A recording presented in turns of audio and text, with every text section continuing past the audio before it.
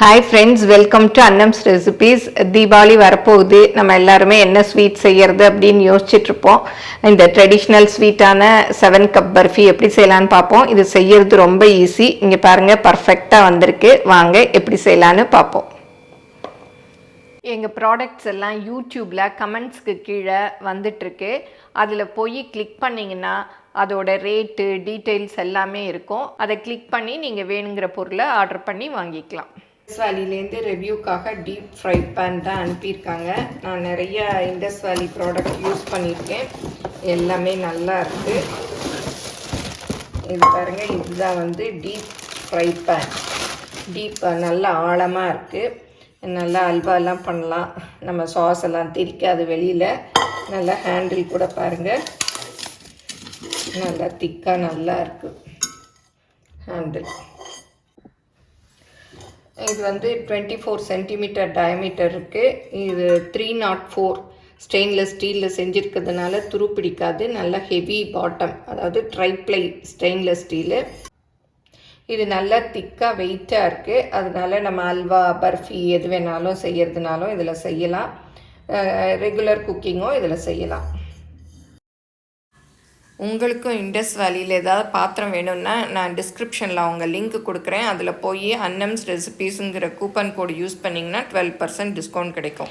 இன்றைக்கி இந்த வீடியோவில் 7 கப் பர்ஃபி எப்படி செய்யலான்னு பார்ப்போம். இதை வந்து 7 கப் கேக்குன்னு சொல்லுவாங்க. இது செய்கிறது ரொம்ப ஈஸி. வேண்டிய பொருள் எல்லாமே வீட்டில் இருக்கக்கூடியது தான். ரொம்ப ஈஸியாக செய்யலாம். வாங்க எப்படி செய்யலான்னு பார்ப்போம். இப்போ 7 கப் பர்ஃபிக்கு தேவையான பொருள் என்னென்னு பார்த்துக்கலாம். 1 கப்பு கடலை மாவு, 1 கப்பு துருவின தேங்காய், 1 கப்பு காய்ச்சின பால், இல்லை காய்ச்சாத பால்னாலும் பரவாயில்ல, நம்ம போட்டு கிளறத்தான் போகிறோம். 1 கப்பு நெய், 2 கப்பு சீனி, 1 கப்பு பாதாம் பருப்பு. நான் எப்போவுமே யூஸ்வலாக 7 கப் பர்ஃபிக்கு இந்த 4 பொருளும் எடுத்துகிட்டு சீனி வந்து 3 கப்பு எடுத்துக்குவாங்க. சீனி வந்து நிறையா, ஏன்னா 1 கப்பு கடலை மாவு 1 கப்பு தேங்காய்க்கு 3 கப்பு சீனிங்கிறது ரொம்ப அதிகமாக இருக்கும், ஸ்வீட்டு திகட்டும். அதனால நான் வந்து பாதாம் பருப்பு வந்து 1 கப்பு போட்டிருக்கேன். நீங்கள் வந்து பாதாம் பாதி முந்திரி பாதி வேணாலும் போட்டுக்கலாம், இல்லை முந்திரி மாத்திரம் வேணாலும் 1 கப்பு போட்டுக்கலாம். நான் வந்து பாதாம் கொலஸ்ட்ரால் இல்லை, நல்லது அப்படின்னு சொல்லிட்டு இதை எடுத்திருக்கேன் 1 கப்பு. அப்புறம் வாசத்துக்கு ஏலக்காய் பொடி. நான் ஏற்கனவே ஒரு 7 கப் பர்ஃபி வீடியோ கூட போட்டிருக்கேன். அதில் வந்து நான் நட்ஸு சேர்க்காம 3 கப்பு சீனி சேர்த்து பண்ணியிருக்கேன். அதோட லிங்க்கும் கீழே டிஸ்கிரிப்ஷனில் கொடுக்குறேன், நீங்கள் செக் பண்ணிக்கோங்க. இப்போ வந்து எப்படி செய்யலான்னு பார்ப்போம். கப்பில் எடுக்கிறீங்களோ கடலை மாவு, அதே கப்பில் எல்லாமே எடுத்துக்கணும். அதான் வந்து 7 கப் பர்ஃபி. இப்போ வந்து எப்படி செய்யலான்னு பார்ப்போம். பாதாமை மிக்சியில் போட்டு பவுட்ரு பண்ணிக்கலாம். ரொம்ப மாவு மாதிரி வேண்டாம், கொஞ்சம் ரவை பதத்துக்கு அரைச்சிக்கலாம். எப்போவுமே பர்ஃபி செய்யறதுக்கு முன்னாடி பர்ஃபி ட்ரேயில் நெய் தடவி வச்சுக்கணும். ஏன்னா டக்குன்னு நம்ம கொட்டுறச்ச நம்ம தடவுறதுக்கு நேரம் இருக்காது. அதனால் ரெடியாக தடவி வச்சுக்கணும். நீங்கள் தட்டு இருந்தாலும் தட்டில் வந்து ரவுண்டு பிளேட் வச்சுருப்பீங்க இல்லையா, எதில் கொட்ட போகிறோமோ அதில் வந்து தடவி வச்சுக்கணும். இந்த சைடெல்லாம் கூட தடவிக்கலாம். நான் இன்றைக்கி பர்ஃபி வந்து இந்த இண்டஸ் வேலி கடாயில் தான் பண்ண போகிறேன். நல்ல வெயிட்டாக இருக்குது இல்லையா, அதனால் அடி கனமாக இருக்குது. பர்ஃபி நல்லா வரும், அதனால் இதில் தான் பண்ண போகிறேன். இப்போ கடலை மாவு வந்து சலிச்சுக்கலாம், ஏன்னா சில சமயம் கட்டி இருக்கும். சலிச்சுக்கிட்டோம்னா நல்லா கட்டி இல்லாமல் இருக்கும். எப்போவுமே பர்ஃபி செய்யறதுக்கு அடிகனமான சட்டி எடுத்துக்கோங்க, இல்லாட்டி நான்ஸ்டிக் பேன் அந்த மாதிரி ஏதாவது எடுத்துக்கோங்க. அப்போ தான் வந்து ஒட்டாமல் வரும், நிறைய பர்ஃபியும் வேஸ்ட் ஆகாமல் இருக்கும். இப்போ இந்த கடலை மாவோட பச்சை வாசம் போகிறதுக்கு கொஞ்சம் நேரம் வறுத்துக்கலாம். அடுப்பை வந்து மீடியமில் வச்சுட்டு வறுத்துக்கோங்க. இந்த அளவுக்கு வறுத்தா போதும். இப்போ மற்ற பொருட்களை எல்லாம் சேர்த்துக்கலாம். நெய் 1 கப்பு,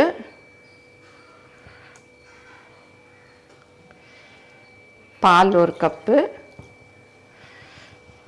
நல்லா கொஞ்சம் அப்படியே கலந்து விட்டுக்கலாம். கட்டி இருக்க மாதிரி இருக்குன்னா நீங்கள் அடுப்பை ஆஃப் பண்ணிட்டு கூட நல்லா கலந்து விட்டுக்கலாம். இப்போ தேங்காய் பூ, இப்போ சீனி, இன்னொரு கப்பு சீனி. அடுப்பை குறைச்சி வச்சு கிளறுங்க. இப்போ அரைச்சி வச்ச பாதாம் பொடி அதையும் போட்டுக்கலாம்.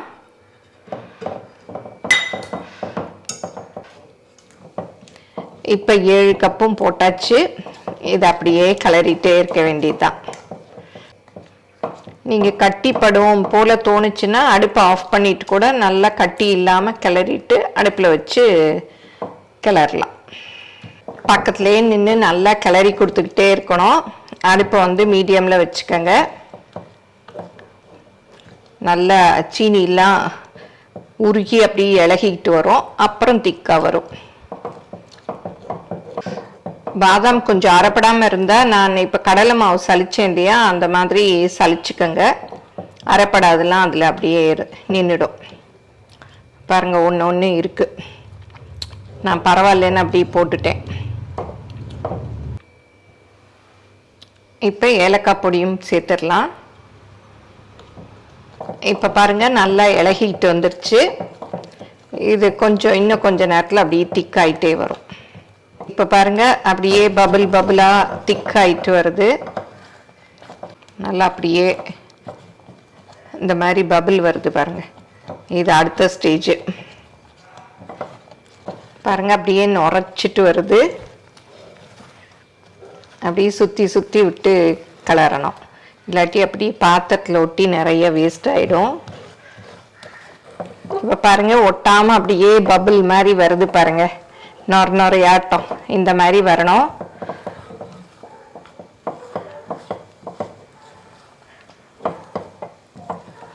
இன்னும் கொஞ்ச நேரத்தில் ரெடி ஆகிடும். இப்போ வந்து ரெடி ஆயிடுச்சான்னு செக் பண்ணி பார்க்கலாம். அடுப்பை ஆஃப் பண்ணிட்டேன். ஏன்னா சட்டியே ரொம்ப சூடாக இருக்கும். அதுலேயே அப்படி கிளறிக்கலாம். இப்போ வந்து கையை தண்ணியில் நனைச்சிட்டு கொஞ்சமாக எடுத்து உருட்டி பார்த்தா நல்லா உருட்ட வரணும்.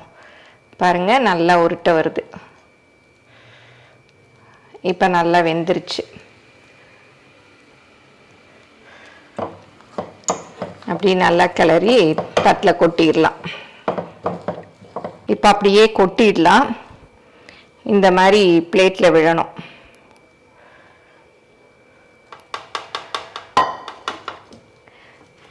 இப்போ அப்படியே சரி பண்ணி விட்டுறலாம்.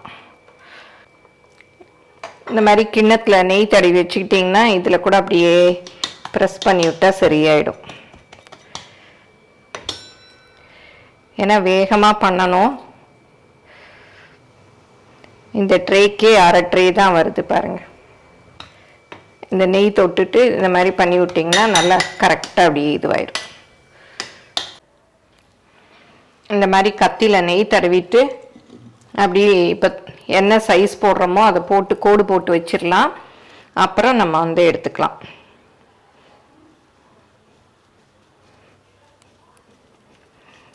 டக்கு டக்குன்னு செய்யணும், இல்லாட்டி உடனே செட் ஆகிடும்.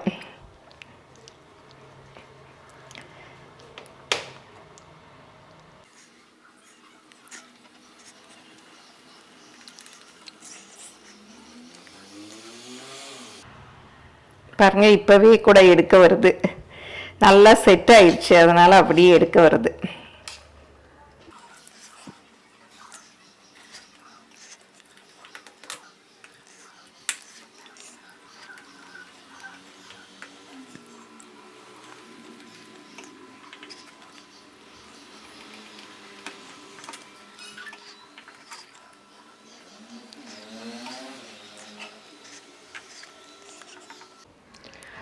இப்போ எல்லாம் துண்டு போட்டாச்சு. சிலதெல்லாம் வந்து இப்போவே கூட வந்துருச்சு. கொஞ்சம் ஆறின பிறகு எடுக்கலாம். இப்போ பாருங்கள், நல்லா செட் ஆயிடுச்சு. நான் வந்து இந்த பர்ஃபி 11:30 மணிக்கு செய்ய ஆரம்பித்தேன்.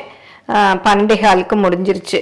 அப்புறம் ஒரு 5 நிமிஷம் கழித்து இந்த மாதிரி கோடுலாம் போட்டேன். ஏன்னா அதுக்கப்புறம் போட்டோன்னா ரொம்ப ஹார்டாயிரும், அப்புறம் பர்ஃபி உடஞ்சி போயிடும்.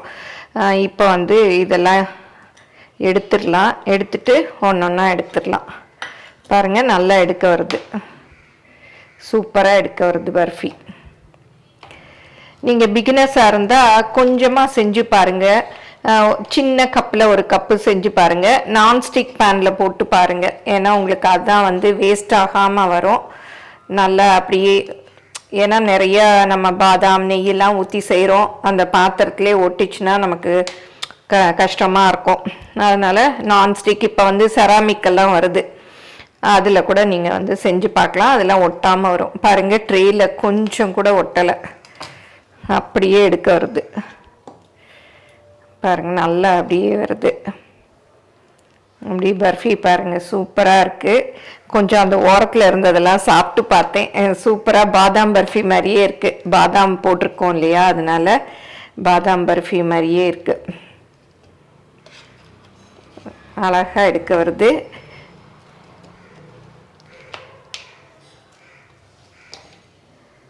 நான் அந்த கரெக்டு ஷேப் வரணுங்கிறதுக்காக ஓரம்லாம் கூட கொஞ்சம் கட் பண்ணி விட்டேன். பாருங்கள், எல்லாமே எடுத்தாச்சு. கொஞ்சம் கூட ஒட்டலை, ட்ரேயில் அப்படியே நல்லா வந்திருக்கு. நீங்களும் சுவையாக சமைக்கணுமா, எங்கள் மசாலா பொடிகளை யூஸ் பண்ணி பாருங்கள். அதெல்லாம் வாங்கணுன்னா ஸ்க்ரீனில் வர்ற வெப்சைட்டுக்கும் வாட்ஸ்அப் நம்பருக்கும் போய் ஆர்டர் பண்ணிங்கன்னா நீங்கள் வேணுங்கிறத வாங்கிக்கலாம். சீனிலாம் அவ்வளோ பர்ஃபெக்டாக, அவ்வளோ கரெக்டாக இருக்குது, நல்லா இருக்குது. இந்த மாதிரி தீபாவளிக்கு ட்ரை பண்ணி பாருங்கள்.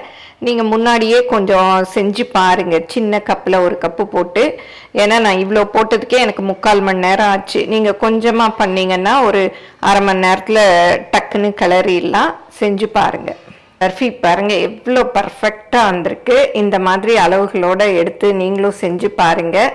நான் வந்து இன்றைக்கி ஃபுல்லும் பாதாம் சேர்த்தேன். நீங்கள் பாதாம் முந்திரி 2 வேணாலும் சேர்த்துக்கலாம். ரொம்ப சூப்பராக இருக்குது பர்ஃபி. பாருங்கள், எல்லாமே நல்லா இருக்குது, நல்லா வந்திருக்கு. ரொம்ப சிம்பிளாக தானே செஞ்சோம். நீங்கள் பிகினர்ஸாக இருந்தால் முதல்ல கொஞ்சமாக செஞ்சு பாருங்கள்.